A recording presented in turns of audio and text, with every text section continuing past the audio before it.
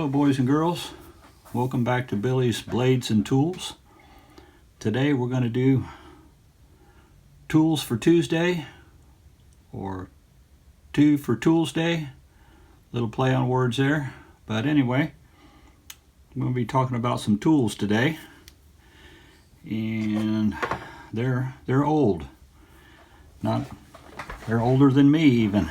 So first we're going to start with the snap-on. I've got a 3/8 drive breaker bar.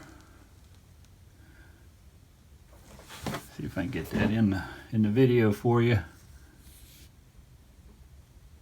Snap-on F10HG, and on the opposite side there's a G stamped in there. Like I said, it's 3/8 drive.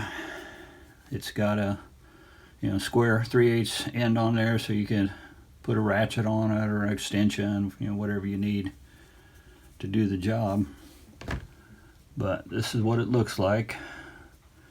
If you can look right here, most breaker bars, this part here lines up, perpendicular with the side there. They've got that turned a quarter turn. I've got another breaker bar here, that different brand, but that's what that looks like. I'll talk about that in a few minutes. But this snap-on has got it turned quarter turn for whatever reason. It's a little dirty. The knurling is still pretty good on there. It's been used. Some of the knurlings, flattened out a little bit, but I want to tell you a little bit of history on this. The G on there, it tells me that this was made for the government back in 1945. So that's how old this thing is. I probably got this in a box of a small toolbox of tools that I picked up at a flea market many years ago, along with some other tools I'm going to talk about here. But I've never put it into my rotation of tools that I use all the time. It's just been in a drawer. It's been in a drawer for a long time. But this thing was made, according to the info that I've looked up, was made in 1945 for the government. So that's that. But it still works. It's a little dirty, but I'll clean it up. I'm not going to polish it up or anything like that. It's a user. I will be using it. Put it in my toolbox to be used. Now the other snap-on tool that I have is this socket. See if I can get that picked up in there. Made in the USA, of course. It's an SW240 snap-on.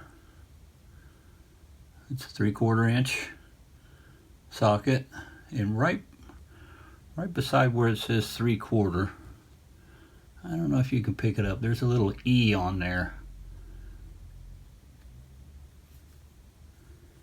And from what I understand, looking at a date chart that I found online, the E stands for emergency, but that's all I could find on this socket. And on the date chart, it's listed around 1944. On the date chart, it's listed between 1943 and 1945. It just has an E on it, and it stood for emergency, so I'm not really sure what that meant yet. I'm having trouble finding out what that means. If I find out some more information, I'll put it up here on the video. So that's that socket. Now the next tool I'm going to talk about is another breaker bar. It's a 3/8 drive. It's made by a company called Plomb, Plomb. and the O looks like an upside down triangle. This is a WF20. I did take a wire wheel to it and polish it up a little bit just to get the grime off of it. But there's the end of it. Swivel works really good. Got the end there with the 3/8 drive end.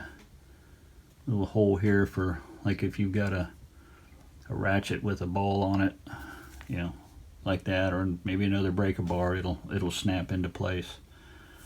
But this one, along with some sockets that I'm going to talk about, was made for a government contract. And the WF stands for Right Field Tools. The contract started in 1942, around wartime, and these were made for the government. Doesn't say it was for the military, but it was for the government, so at that time I gotta believe it had something to do with military. But little history on Plum. It started in 1907. It was a small blacksmith shop in Los Angeles, and it progressed to around 1920. It became the Plum Tool Manufacturing Company. And then about 1946, there was a trademark problem with another company, tool company, that was Plumb, Plumb. So I guess they ironed it all out, and about 1948, Plumb became Proto Tools, which I probably got some I'm going to talk about at a later time. But that stood, professional tools, the PRO, and then TO, Proto. And so they changed their name to Proto. And you can get more history on that on a website called alloyartifacts.org. And I'll put that in the description so you can look that up. But there's a lot of history stuff on there on many manufacturing companies that made tools. So that's the breaker bar. And I've got some other sockets here made by Plumb.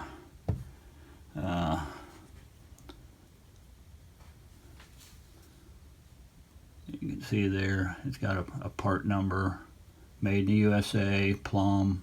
This is a 13/16. I've got a couple of these 13/16. Oh, wait a minute. There's the 13/16.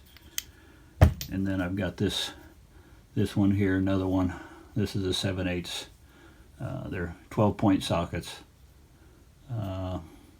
I'm having trouble dating these, but I can tell you these. There, I'll move these out of the way. These sockets here, we got 3 swivel sockets. They have the WF marking on there as the part number, and then the size. This is a 3/4 inch swivel socket. I've got three swivel sockets here that have the WF on there, which is the right field markings. So these were made around 1945 or so. I know the contract started about 1942, so not sure when it ended, when the exact time frame was, but it started about 1942. And so that's those. And so I've got some pretty old stuff here. Like I say, I never really put these into my tool rotation because I've got plenty of other tools, and I just had these in a drawer. Like I say, I think I picked these up at a flea market. I bought a little small carry type toolbox that was just full of sockets and stuff, and he was selling them individually, and I finally asked the guy, I said, how much you want for the whole thing? And I think I paid $20 for the box. The box was all smashed, but it was full of sockets and wrenches and stuff, so I've just kind of stuck them away, and that was probably 30 years ago when I did that. So they've been stuck away in a toolbox, not being used or anything, because like I say, I have plenty of other tools that I used on a regular basis. Most of the tools that I used on a regular basis were metric, because I was a motorcycle mechanic for many years. Started out, just working on my own stuff, and mostly Japanese and European stuff. So that's what most of my tools got used were metric. So most of the American stuff, SAE, whatever you want to call them, inch tools, they're in a drawer. They didn't get used quite as much unless I was working on my car. So that's about all I've got on these tools here. Like I say, if I get some more information on some of these tools, I'll put it up on the video. Like I say, the snap-on tool, I think this is from 1931 to 1948. Not sure about the E on there. Not really sure how that affects it, but it's got a date range from 31 to 48 from what I can find. So it's pretty old. Well, all this stuff is pretty old. So that's my tools for Tuesday, or 2 for Toolsday.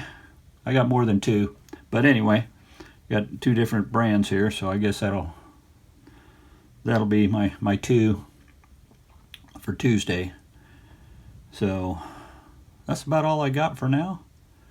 Until next time, everybody have a blessed day, and take care, and we'll see you on the next video. Thanks for watching.